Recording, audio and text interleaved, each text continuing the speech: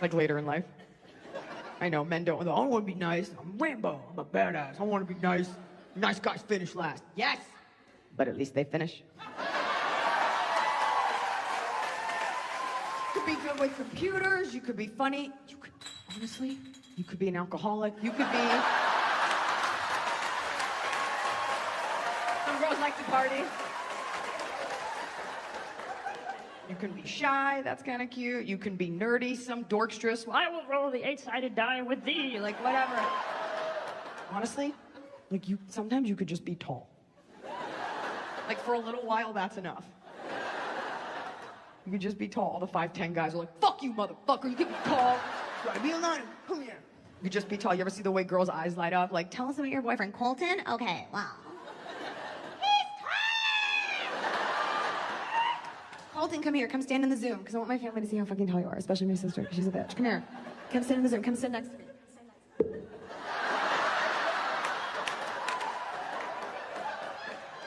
Stop it.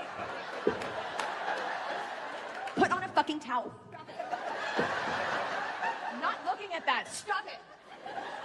Because the whole audience doesn't realize it's a dick. Stop it.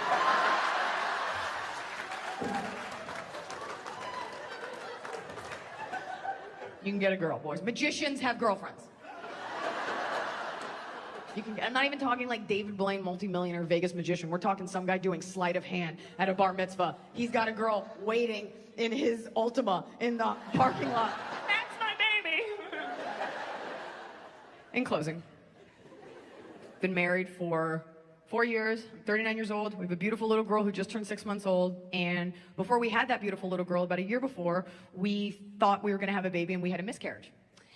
And I don't tell you that to garner sympathy or make anyone sad or bring the room down, Cleveland. I only tell you I had a miscarriage because I have a microphone. And we don't talk about these things.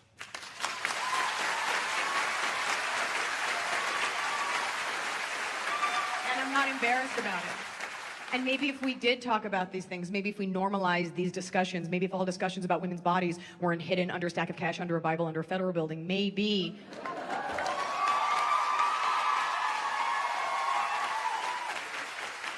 If this happens to you, because it happens to 3 out of every 10 women, it's not that it would take the sting out of it, but you would know you're a part of a large group, you did nothing wrong, you're not weird, you're not bad.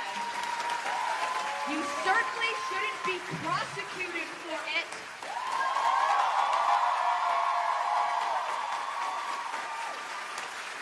And you'll be okay. But it wasn't until I got pregnant that first time that I became personally in tune with how often women are asked about children.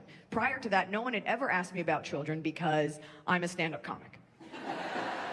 Well, you'll just die in a clown suit somewhere on a regional flight, won't you? But I realized how often people ask women about this. I didn't get that before, right? Now, it's totally normal and innocuous to ask a woman, do you have kids? That's an okay thing to ask because we'll call it traditional. Someone had kids, it's why we're all in this room, right? It's totally traditional for two humans, regardless of gender, to put their bodies together and then, through means of sex, science, or trade, acquire smaller humans that they then put in their home and then subsequently put to work. Okay. That's what's done. It's a little less traditional to be like, we're in a throuple and this is our tortoise, but okay. However, you ask a woman, do you have kids? And she says no. If she doesn't continue that conversation, that's not her in need of prompting. Do you want kids? She has her answer. She was just drawing a boundary. There's no more information. We have to be okay with that. She has her answer, and she's thought a lot about it, and it's very personal to her. And that answer is somewhere in the realm of, yes, we actually do have kids. They're weird looking. Yes, we want them. Yes, we're working on it. We're fucking real hard. We're not sure. It's expensive. Something's wrong with me. More likely something wrong with him. We don't know. Unclear. Future's uncertain. Come back later. Or, fuck no, we love our tortoise. Whatever the answer is. Whatever the answer is, I promise you her answer is never that she forgot, and thank God she ran into you at the dry cleaners.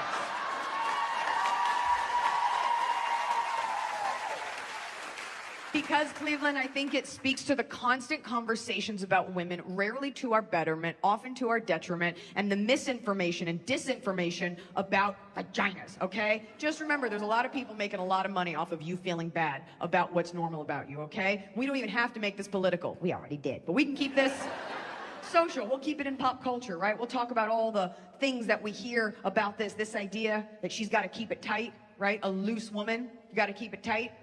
Let's put this to rest. 'Tis tight. It's tight.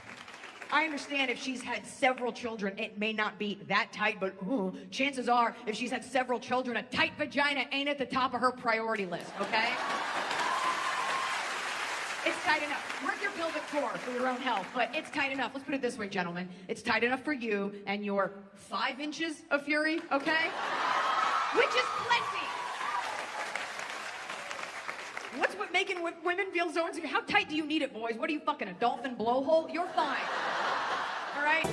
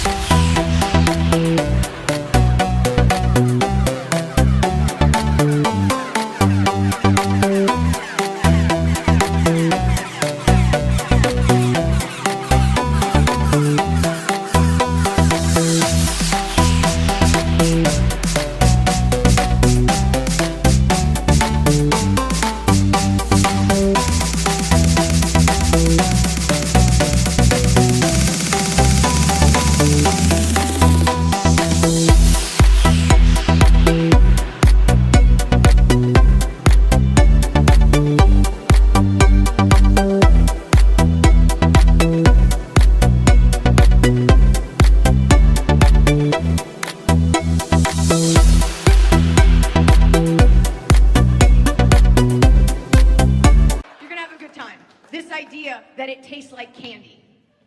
No candy! No candy for you! It's a vagina. It's a body part. Okay, at its finest, it might be, what, a little metallic? I don't fucking know. Why would it taste like candy? What other part of your body are you like, oh, fudge ripple? Like, it's not... Girls are gonna feel real bad about it that it doesn't taste like candy, and you shouldn't make it taste like candy. You're gonna make it sick. That's a problem. Makes girls feel bad. He comes up from down there and he's like, green apple Jolly Rancher. You gotta call an ambulance. Something went wrong. Finally, this idea, this stigma that you have to keep it clean. No. The vagina is self-cleaning. Okay?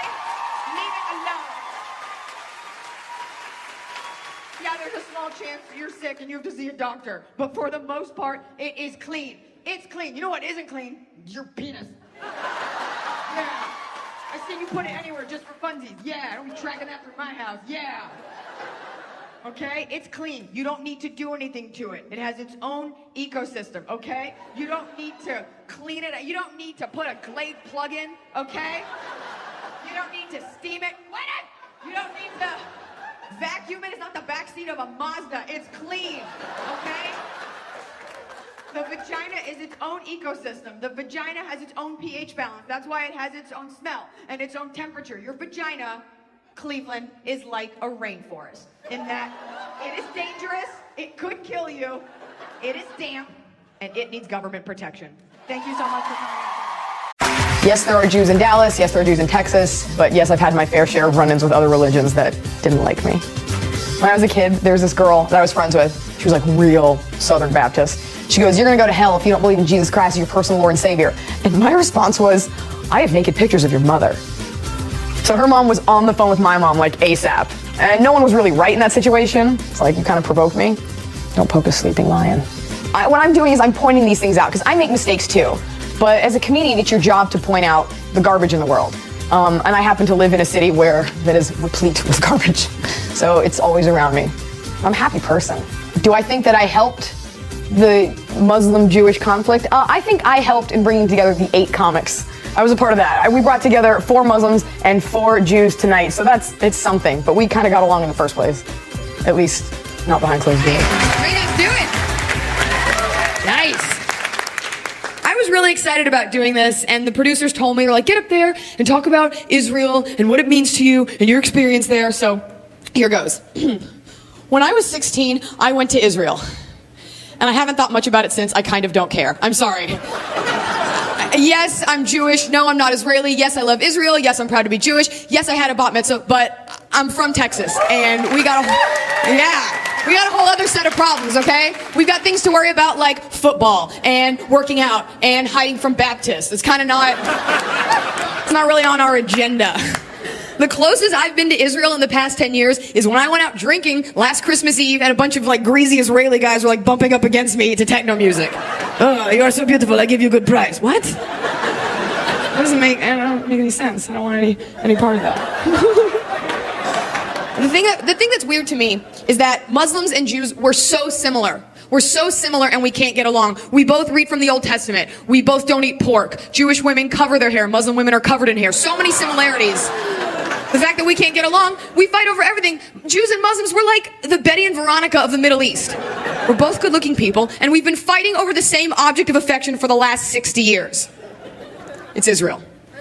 Most of you are Mexican. You probably couldn't care. I get it.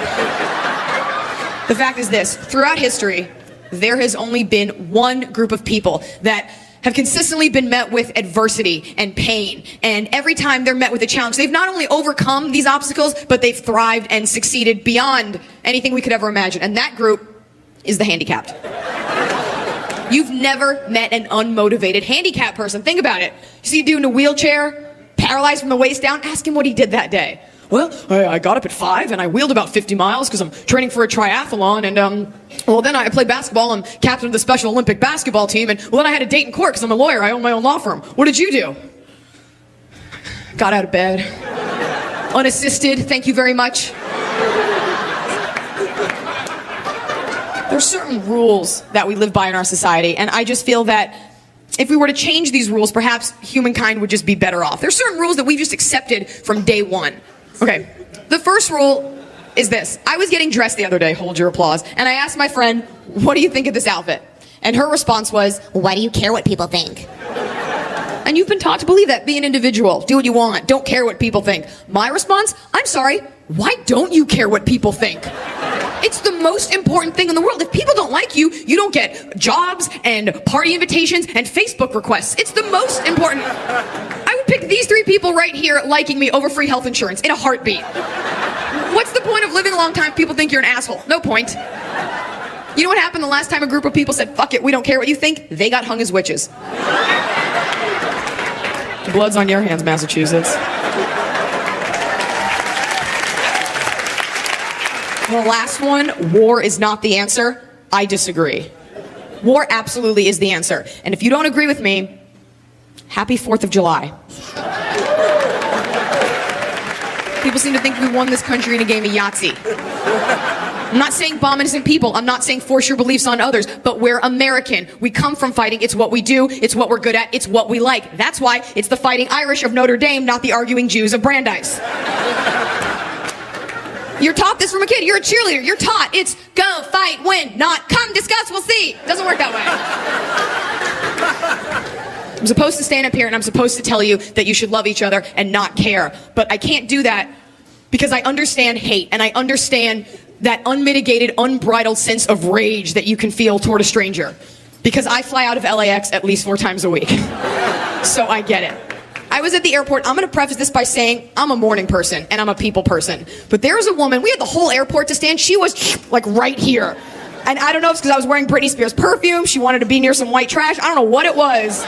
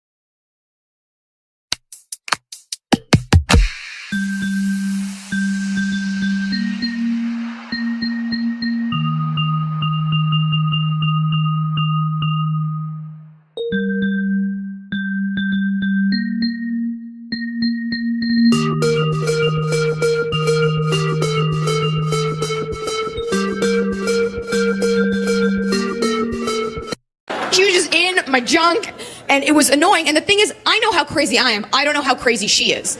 So I didn't want to say anything to her, but I start to get upset. And the sadistic wheels in my head start turning. And I start thinking about not only how much I hate her, how I want to kill her, how I want to dispose of the body, what horrible parent she must have had that gave this child no idea about spatial relations, what kind of a sleeper hold I could put her in if we ever got into some sort of octagon situation. And the whole thing comes to a screeching halt because she simply looks at me and goes, "Oh, sorry, didn't mean to crowd you," and moves. Now I'm left with a resting heart rate of 1,000 and a sweat mustache. And I realized something. Rage doesn't dissipate. It builds, because it's energy. It can't disappear. It builds, and it builds, and it builds, and it builds, until one day you get a tumor or you flip the fuck out on a toll booth worker. It's one of the two. That's how these things happen, and it's not your fault. It's society's fault. Specifically television, specifically Corn Pops commercials from the early 90s. Remember these commercials? There's a boy, he's sitting there. He's a teenager, because that's when the rage starts. He's eating his Corn Pops. We don't know what's on his mind. Probably thinking about how he's gonna torture the neighborhood squirrel. We don't know. His brother comes in, messing with him. "Hey dude, what's up? Whoop, got your Pops." Something goes off in this kid's head. And you start to hear that psycho inner monologue, right? He's like, "Oh my God, he's got my Pops. Now I'll never have cereal. Now I'll never eat again. I need my cereal now. What if I can't survive? How am I gonna feed this fucking demon that's living in my stomach? I'm gonna kill everyone. I'm gonna bring a fucking gun to school if I don't get my cereal."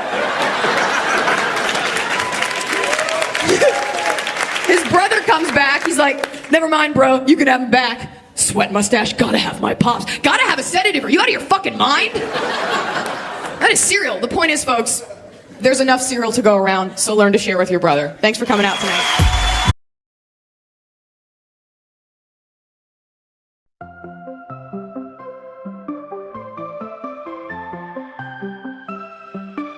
Feeling joy and feeling light in the glow of neon night. Smiling faces all around. Happiness is what we found. Satisfaction deep inside. In the moments where we write. Life's a journey, love's the key. Happiness in you and me. Happiness we can achieve in every laugh, in every breeze. It's the joy in every song. Together we can sing along.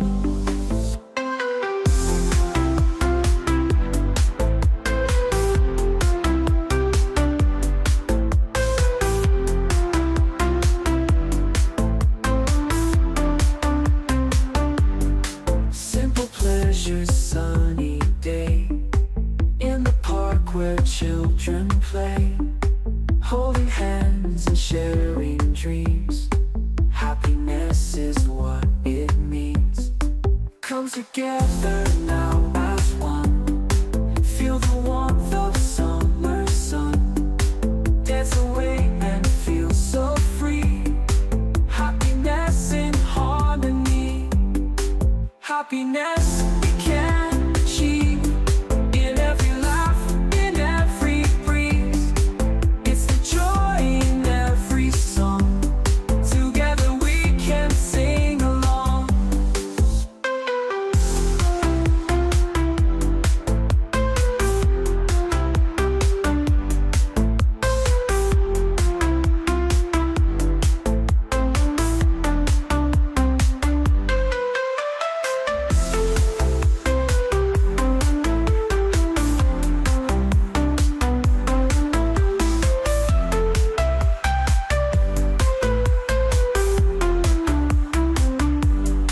Come together now as one. Feel the warmth of summer sun. Dance away and feel so free. Happiness in harmony. Happiness